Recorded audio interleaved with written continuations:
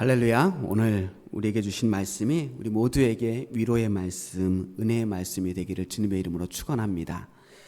오늘 우리가 읽은 이 본문 시편 16편은 그 작은 제목이 하나 있는데요. 다윗의 믹담이라고 하는 소제목을 가지고 있습니다. 원래 이 믹담이라고 하는 말의 정확한 뜻은 우리가 알 수가 없어요. 그런데 그 믹담이라는 말의 어원에는 조각하다, 새겨넣다라고 하는 뜻을 가지고 있답니다.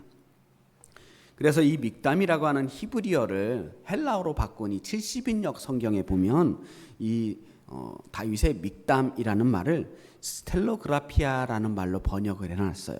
이 말이 무슨 말이냐면 기둥에 새겨진 비문이라는 뜻을 가지고 있습니다. 기둥에 새겨놓은 비문이다.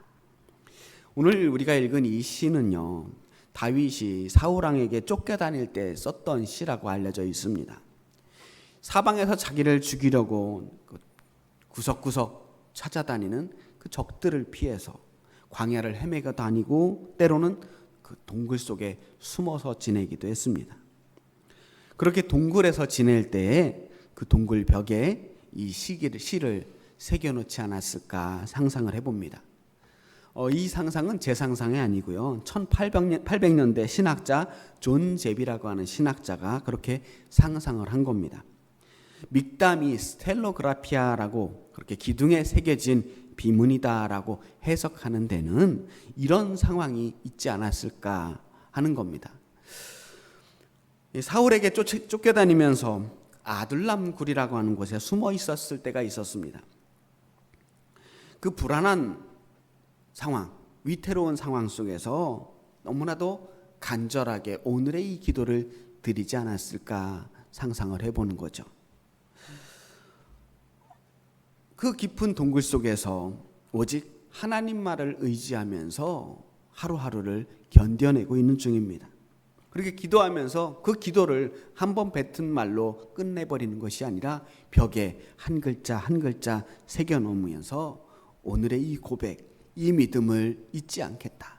그렇게 단단히 붙잡고 싶었던 마음이 아닐까 생각합니다. 사실 다윗의 인생은 처음부터 성공이 보장된 인생이었습니다. 일찌감치 어렸을 때 사무엘 선지자에게 사울 왕에 이어서 다음번 왕이 되도록 선택받아서 기름 부음을 받았던 사람이었어요. 그리고 어마어마하게 큰 장수 골리앗을 물맷돌 하나로 때려잡고 국민 영웅으로 그야말로 대단한 성공을 거두었던 사람입니다. 그 바람에 사울 왕의 사위까지 되었어요. 이제는 꽃길만 걸어가게 될 줄 알았습니다. 그런데 인생이 그렇게 만만하지 않아요. 사는 게 늘 계획대로 되지 않습니다. 다윗의 인생은 고난이 본격적으로 시작됩니다. 탄탄대로를 걸어가는 그 다윗을 보면서 사울이 질투가 생겨나기 시작합니다. 시기와 질투가 폭발하니까 이제는 꼴도 보기 싫은 거예요. 잘난 다윗을 볼 때마다 자신의 열등감이 더욱 커졌습니다. 결국 사울은 다윗을 죽이려고 마음을 먹습니다. 다윗을 죽이지 않으면 자신의 왕권은 물론이고 내 아들 요나단에게 왕위를 물려주기는 힘들겠다라는 생각이 들었던 거죠. 그래서 어떻게든 다윗을 죽이려고 찾아다닙니다. 덕분에 다윗은 갑자기 하루아침에 도망자의 신세로 살게 됩니다. 하루 이틀도 아니고 무려 10년을 도망다녀요. 10년 동안 다윗은 거친 광야에서 숨어 지내기도 하고요. 남들을 대신해서 싸워주는 용병 생활도 마다하지 않습니다. 그렇게 다윗이 숨어 지내는 동안 다윗의 소문을 듣고 사람들이 찾아와요. 한 사람 한 사람 대단한 힘센 장수들이 또 다윗과 뜻을 함께 하겠다고 결심한 사람들이 모여듭니다.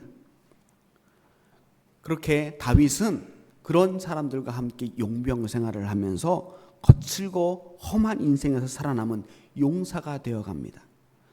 이제 다윗의 모습에는 어떤 귀엽고 사랑스러운 어린 다윗이라고 하는 이미지는 간데 없습니다. 그런데 그 험한 도망자의 삶 속에서도 다윗은 절대로 하나님을 잊지 않았습니다. 오히려 힘들고 어려울수록 더욱 하나님께 간절하게 기도를 합니다. 원래 사람들이 좀 힘이 들면, 고난이 닥치면 더 기도를 열심히 하게 되잖아요. 이 다윗이 지었던 수많은 시편들은 사실 그 도망자 시절에, 가장 인생이 어려웠던 시절에 지어졌던 고백들입니다. 특별히 오늘 우리가 읽은 이 시편 16편, 다윗의 믹담이라고 하는 이름으로 하나님께 그야말로 간절한 마음으로 고백하는 믿음의 시입니다. 그 숨어 지내는 동굴 속에서 자신의 그 절절한 마음, 나의 믿음, 하나님에 대한 바램, 그리고 우리의 결단, 그런 것들을 이 짧은 시에 새겨 놓은 겁니다. 오늘 그 고통 가운데서 외치는 다윗의 고백을 통해서 함께 은혜를 나눠봤으면 좋겠어요. 1절 말씀입니다. 하나님이여 나를 지켜주소서. 내가 주께 피하나이다. 사방이 전부 적이고 한순간도 안심할 수가 없습니다. 그 절박한 상황에서 다윗은 하나님께 피합니다. 하나님, 나를 지켜주시옵소서. 내가 주께 피합니다. 이 고백은 특별한 고난 속에 있는 사람들에게만 필요한 것은 아닙니다. 우리가 살아가는 매 순간순간 우리는 하나님의 도우심이 아니면 살 수가 없는 사람들이에요. 하나님이 우리를 지켜주시지 않는다면 그 누구도 안전한 삶을 보장받을 수가 없습니다. 그래서 오늘 우리도 기도해야 합니다. 하나님이여 나를 지켜주소서. 내가 주께 피하나이다. 2절 말씀입니다. 내가 여호와께 아뢰되 주는 나의 주님이시오니 주밖에는 나의 복이 없다 하였나이다. 주밖에는 나의 복이 없다. 이 말은 오직 여호와 하나님만이 나의 복이라고 하는 말씀이에요. 아무리 기복신앙이니 뭐니 해도 사람들은 누구나 복받기를 원합니다. 기도할 때마다 우리는 하나님께 복을 구합니다. 하늘의 복과 땅의 복을 구합니다. 여러분이 구하는 그 복의 근원이 무엇입니까? 도대체 복이란 무엇일까요? 사람들이 보통 생각하는 것은 부와 명예, 건강과 장수, 삶의 평화와 안정, 이런 것들입니다. 그렇게 사는 사람들은 복받은 사람, 축복받은 사람이라고 말합니다. 오늘 본문에서 이 복이라고 하는 말을 히브리어로 토부라고 말합니다. 토부. 이 토부는 하나님께서 세상을 창조하실 때 하나씩 세상을 창조할 때마다 말씀하신 말씀 있잖아요. 보시기에 좋았더라. 이 보시기에 좋았더라라고 하실 때 사용했던 그 좋았더라, 이 말씀이 토부라고 하는 말이에요. 하나님 보시기에 좋은 게 복이에요. 사람 보기에 좋은 거 아무리 좋아 보여도 하나님 보시기에 좋지 않으면 그것은 복이 아닙니다. 그건 적어도 성경에서 말하는 복이 아니에요. 그럼 하나님 보시기에 좋은 복은 무엇인가? 하나님이 원하시는 것, 우리가 원하는 게 아니고 내가 보기에 좋은 것이 아니라 하나님 보시기에 좋은 복들을 우리에게 주신다라고 하는 것입니다. 그것이 우리에게 참된 복이 되는 거예요. 구약에서는 하나님께서 복을 주셔서 이스라엘 민족을 애굽에서 구원해내시고 평화와 자유를 주셨습니다. 그게 이스라엘 민족이 받은 복이에요. 또 하나님께서 복을 주셔서 그들에게 하나님의 선택받은 민족이 되게 하시고 하나님이 그들을 계속해서 수많은 이방인들로부터 지켜주셨다라고 하는 것이 이스라엘 민족들이 자기가 받은 복을 고백하는 내용입니다. 신약시대의 복은 어떤 거예요? 하나님이 우리에게 은혜를 주셨다. 그 은혜를 주셔서 우리가 구원을 받게 됐다라고 하는 것입니다. 죽을 수밖에 없는 우리들이 하나님께 복을 받아서 살 수 있게 되었다. 그 복이에요. 이 말씀을 좀 더 간단하게 표현한 곳이 있습니다. 시편 73편에서는 이렇게 고백합니다. 하나님께 가까이 함이 내게 복이라. 내게 토부라 라고 말합니다. 하나님이 주시는 복은요, 내가 무엇을 받거나 어떤 것들을 성취해내는 그러한 내용이 아닙니다. 돈을 얼마나 벌고 우리가 얼마나 큰 축복을 받아서 인생을 편안하고 안락하게 사람들이 보기에 그럴듯하게 살아내느냐 하는 것이 아닙니다. 하나님과 나와의 관계가 어떻게 되는가? 하나님께 내가 가까이 가고 있는가? 하나님께 사랑을 받고 있는가? 하나님과 내가 얼마나 친밀해지는가? 그것이 복이라는 거예요. 그것이 우리가 추구해야 될 복, 하나님의 주시는 복은 여기서부터 시작하는 겁니다. 3절 말씀입니다. 땅에 있는 성도들은 존귀한 자들이니 나의 모든 즐거움이 그들에게 있도다. 즐거움이 성도들에게 있다라고 말합니다. 사실 세상은 끊임없이 많은 즐거움으로 우리를 유혹합니다. 마음만 먹으면 정말 놀거리, 볼거리, 즐길거리가 얼마나 많습니까? 당장 여러분 핸드폰만 하나 가지고 있으면요, 몇 시간이 가도 심심하지 않을 수 있습니다. 그런데 그런 즐거움들은 다 그때뿐이에요. 그냥 핸드폰만 끄면 사라지는 그런 복입니다. 그런 즐거움입니다. 이 세상이 주는 즐거움들은 그렇게 잠깐 즐겁지만 그것이 그치자마자 이내 허탈해지는 그러한 즐거움입니다. 그래서 사람들은 그 즐거움을 계속하기 위해서 반복하고 반복하다 보니까 중독이 되는 거예요. 핸드폰 중독, TV 중독, 운동 중독, 알코올 중독, 그 모든 현대인들의 취미와 즐길거리들은 중독으로 나아가게 하더라고요. 현대인들은 그렇게 끊임없이 더 즐거운 것들을 찾아서 헤맵니다. 다시 말해서 그런 즐거움에 중독되어 있다라고 하는 거예요. 그렇게 우리가 즐거움에 집착하는 이유가 뭐예요? 사실은 우리 인생에 진짜 즐거움이 없다는 거예요. 인생에 낙이 없어요. 그러니까 그것에라도, 그 잠깐의 즐거움이라도 좀 맛봐야 견딜 수 있겠다라고 하는 생각, 그런 보상 심리가 생기는 겁니다. 그렇게라도 우리가 위안을 받고 있는 거죠.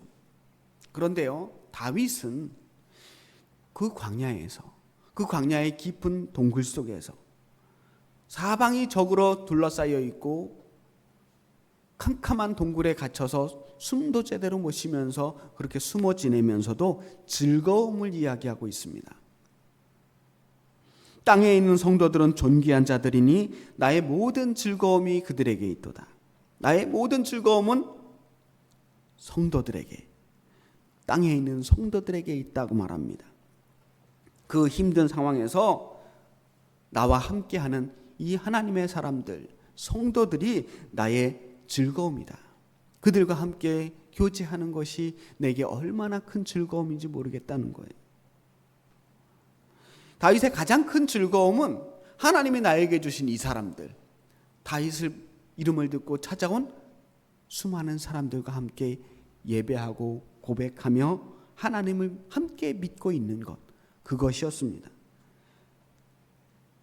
다윗에게 믿음의 동역자가 있었다는 거예요. 교회는 그런 곳입니다. 성도는 단순히 한 자리에서 일주일에 한 번 만나서 그냥 예배드리고 흩어지는 그러한 공동체가 아닙니다. 함께 아픔과 고난을 나누고 슬픔과 기쁨을 나누고 그렇게 삶을 나누고 믿음을 나누는 곳, 그곳에서 그렇게 서로 주님과 함께 사랑하고 믿으며 공동체를 이루며 사는 것이 이 교회입니다. 그래서 우리는 한 아버지를 모시고 사는 그리스도 안에 한 가족이 되는 거예요. 이 동굴과 같은 갑갑한 현실에서도 사랑을 이야기하고 희망을 이야기하고 즐거움을 이야기할 수 있었던 것은 그 믿음의 공동체가 있었기 때문입니다. 늘 위험하고 늘 쫓겨다니는 그런 시대들이었지만 그래도 괜찮아요. 나에게는 사랑하는 사람들이, 나를 의지하고 나를 위해 함께 웃고 울어줄 수 있는 그 사람들이 있었기 때문에 즐거울 수 있었다는 겁니다. 우리 엘림의 공동체도 마찬가지라고 생각합니다. 여러분들이 있기 때문에 즐거울 수 있어요.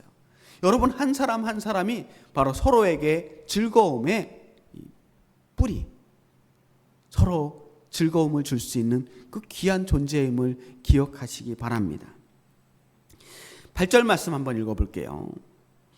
내가 여호와를 항상 내 앞에 모시며 그가 나의 오른쪽에 계심으로 내가 흔들리지 아니하리로다. 오늘 우리에게 필요한 믿음이 바로 이러한 믿음입니다. 어떤 상황에서도 절대로 흔들리지 않는 믿음. 다윗의 믹담, 기둥에 새겨놓은 그 믿음의 고백이 바로 이런 믿음이 있었기 때문에 가능한 것입니다. 내가 지금은 이렇게 어려운 신세라고 할지라도 지금도 내가 하나님을 모시고 있고 하나님께서 내 오른쪽을 지켜주시고 있으니 나는 결코 흔들리지 않습니다.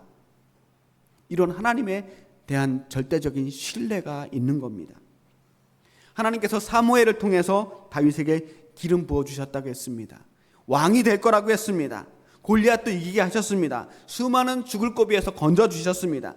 그런 모든 인생의 과정을 통해서 다윗은 하나님이 나와 함께 하시는구나, 나를 지켜주시는구나, 하나님은 앞으로도 나를 틀림없이 지켜주시겠구나라고 하는 믿음이 생기는 겁니다. 믿음은 어느 날 갑자기 하늘에서 뚝 떨어지는 게 아니라 내 삶의 구석구석 매 순간순간 도와주셨던 그 하나님을 기억할 때 차곡차곡 쌓여나가는 것입니다. 9절 10절을 읽어보겠습니다. 이러므로 나의 마음이 기쁘고 나의 영도 즐거워하며 내 육체도 안전히 살리니 이는 주께서 내 영혼을 수월에 버리지 아니하시며 주의 거룩한 자를 멸망시키지 않으실 것임이니이다. 자, 이 고백을 가만히 들여다보면 그래도 아무리 생각해도 이 동굴 속에서 숨죽여 지내면서 부를 수 있는 노래는 아닌 것 같아요. 자, 다시 아둘람 굴로 한번 돌아볼게요. 아둘람 굴을 제가 주보에 사진을 실어 놓았습니다. 다윗의 믹담을 지었을 것이라고 추측되는 것이 바로 아둘람 굴이라고 하는 곳입니다. 아둘람은 피난처라고 하는 뜻을 가지고 있습니다. 왜 다윗은 아둘람 굴로 피신했을까요? 사무엘상 22장 1절에서 2절을 보면 당시 상황을 조금 더 알 수 있습니다. 사무엘상 22장 1절 2절을 보면 그러므로 다윗이 그곳을 떠나 아둘람 굴로 도망하매 그의 형제와 아버지의 온 집이 듣고 그리로 내려가서 그에게 이르렀고 환난당한 모든 자와 빚진 모든 자와 마음이 원통한 자가 다 그에게로 모였고 그는 그들의 우두머리가 되었는데 그와 함께한 자가 400명 가량이더라. 아까 말씀드렸듯이 다윗이 그 영웅 다윗, 골리앗을 죽였던 다윗이 쫓겨다닌다는 소문이 났습니다. 그러자 그 사람 어떤 사람이냐? 나도 그와 함께하겠다. 뜻을 함께하겠다는 사람들이 다윗을 찾아와요. 그게 어디로 모이냐면 아둘람이라고 하는 곳으로 모이는 거예요. 어떤 사람들이 모였냐면 환난당한 모든 자와 빚진 모든 자와 마음이 원통한 자가 다 모였다는 거예요. 세상에 불평불만 많은 사람들. 어떻게 보면 그럴 수도 있지만 정말 억울하고 힘든 사람들이 다윗을 찾아오는 거예요. 아둘람 지역에는요, 석회암 동굴들이 아주 많이 있는 지역이라고 합니다. 석회암 동굴 여러분들도 아마 가보신 적 있을 거예요. 이 동굴이 수백 명이 들어가도 자리가 남을 만큼 아주 넓고 큰 동굴들도 있었다는 거예요. 그곳에서 은둔하며 지내는데 동굴이 하나 두 개가 아니기 때문에 그 속을 함부로 들어갈 수가 없습니다. 사울이 아무리 군사를 많이 동원해도 그 굴 속에 숨어있는 다윗을 찾기는 쉬운 일이 아니었어요. 하나하나 일일이 다 수색하는 것도 불가능하지만 그 속에 누가 숨어 있을 줄 알고 그 꼼꼼한 그 동굴 속을 함부로 들어갈 수 있겠습니까? 자, 그 속에서 400명이나 되는 무리들이 모여 있는 거예요. 그런데 여전히 위험한 상황이죠. 아무리 그래도 노래가 나올 상황은 아니라는 겁니다. 그런데도 다윗은 노래를 하고 있어요. 나의 마음이 기쁘고 나의 영도 즐거워하며 내 육체도 안전히 살 것이라고 노래합니다. 마음과 영과 육체를 위하여, 한마디로 말해서 우리의 존재를 구성하는 그 모든 것들, 우리의 모든 존재를 하나님께서 오롯이 책임져 주실 것이라고, 그렇게 우리를 기쁘고 즐겁고 안전한 길로 인도해 주실 것이라고 믿고 고백하며 노래하는 것입니다.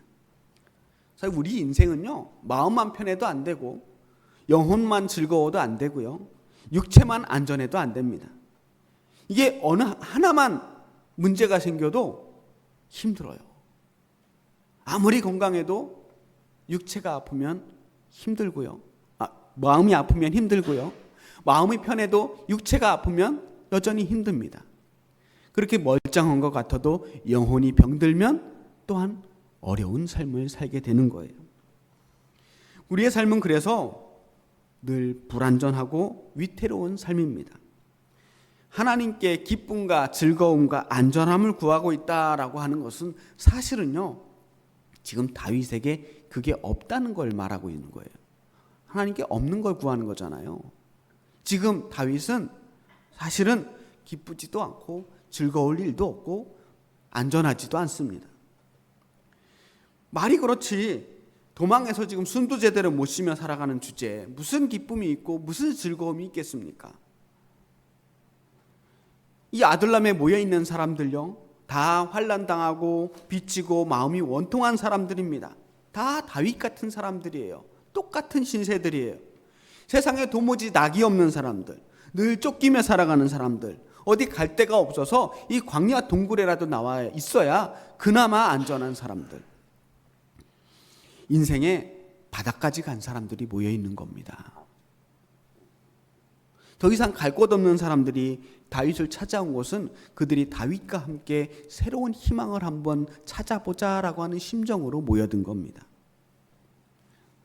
그 아둘람 동굴은 가장 아래, 땅보다도 더 깊은 지하에, 깊은 곳에 있는 곳입니다. 인생의 바닥, 여기가 바닥인 줄 알았는데 더 깊은 곳으로 꺼져가는 그러한 경험들을 하는 사람들, 인생의 절망의 구렁텅이에 빠져 있는 사람들, 마치 수월과도 같은 깊은 구덩이와 같은 어두운 절망 속에 있는 사람들이 그 아둘람 굴에 모여 있어요. 그 사람들이 지금 무엇을 구하냐면 기쁨과 즐거움과 안전함을 구하고 있는 겁니다. 그 간절한 마음을 담아서 하나님께 요청하는 겁니다. 하나님, 우리를 이 동굴에서 건져주세요. 우리를 이 인생의 절망의 바닥에서 건져주세요. 우리 지금 여기서 밑바닥 찍고 있습니다. 더 갈 데가 없습니다. 더 숨을 데가 없습니다. 하나님, 오늘 우리를 좀 구원해 주세요. 오늘 이 다윗의 믹답은 사실 다윗이 인생의 밑바닥을 찍고 나서 하나님을 향해서 구원의 요청, 구조 요청을 하는 고백입니다. 제발 우리 좀 살려달라는 거예요. 단순히 하소연이나 푸념이 아닙니다. 믿음의 고백이고 결단이고 하나님을 향한 신뢰의 고백입니다. 시편 16편의 고백은 이렇게 끝을 맺습니다. 11절 말씀입니다. 주께서 생명의 길을 내게 보이시리니 주의 앞에는 충만한 기쁨이 있고 주의 오른쪽에는 영원한 즐거움이 있나이다. 다윗은요, 그 절망의 밑바닥에서도 그냥 절망하는 것이 아니라 하나님께서 틀림없이 보여주실 소망을 믿고 기도하는 것입니다. 성도들, 그리스도인들이라고 하는 사람들은 그리스도가 갔던 길을 따라가는 사람들이 그리스도인이에요. 그 길이 무슨 길이냐? 우리는 십자가의 길로만 알고 있지만 그 십자가의 길은 구원의 길이고 생명의 길로 이어져 있는 것입니다. 예수님은요, 공생애를 하시면서 늘 걸어 다니셨습니다. 딱 한 번 나귀 새끼 타고 예루살렘에 입성하실 때 빼놓고는 항상 걸어 다니셨어요. 심지어는 풍랑이 있는 바다 위도 걸어가신 분이에요. 정말 열심히 걸어 다니십니다. 감람산이든 거친 광야든 사마리아든 그 어느 곳이 되었든 예수님께서 걸어가셨던 그 길을 우리도 따라 걸어가야 하는 것입니다. 주님 따라가는 길은 쉬운 길은 아니에요. 심지어 예수님 따라서 물 위를 걷겠다고 뛰어든 베드로는 물에 빠지기도 했습니다. 여기가 바닥인가 싶으면 더 깊은 바닥이 있고 안전하다 싶으면 바닥으로 꺼지기도 하는 길입니다. 그리고 그 길 끝에는 십자가의 길도 물론 기다리고 있습니다. 그럼에도 주님 가신 길을 끝까지 따라가 보겠다고 하는 그것이 제자의 길입니다.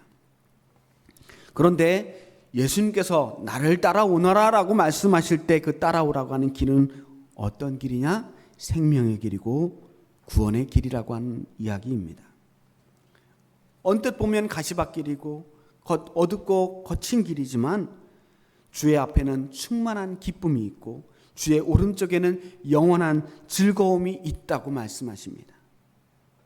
주님께서 우리를 부르신 이유는 단순히 고생하면서 사명 감당하라고 일꾼으로만 부르신 게 아니라는 거예요.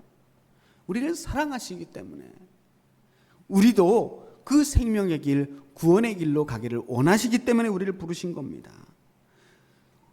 그 생명의 길로 함께 걸어가자고 우리를 초청하신 거예요. 임마누엘 하나님, 내가 너와 함께 하겠다라고 하는 하나님의 그 약속은 그 길을 내가 끝까지 함께 하겠다라고 하는 말씀입니다.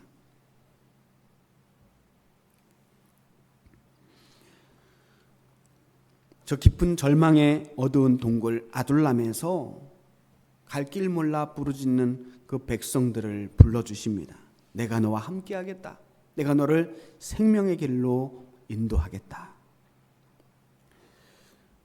다윗의 믹담은 그렇게 인생의 바닥에서 내가 만난 주님, 내가 함께 이 동지들과 함께 걸어가고자 하는 그 믿음의 길이 어떤 길인지를 다짐하며 기억하려고 새겨놓은 글귀입니다.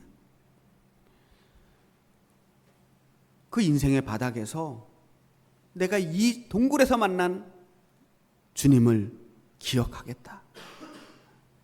여기가 내 인생의 바닥이었어. 이 아둘람이 내가 인생을 살면서 정말로 힘들고 어려운 인생의 바닥이었는데 이 바닥을 내가 잊지 않겠다라고 하는 겁니다. 우리가 인생의 밑바닥을 살 때가 있잖아요. 너무너무 힘들 때가 있습니다. 그때 여러분 그냥 힘들어만 하지 마시고 내가 여기까지 와봤다. 나 여기까지 내려왔다. 인생의 바닥 여기까지 내가 한번 내려와봤다. 하지만 나는 이 인생의 바닥에서도 넘어지지 않았다.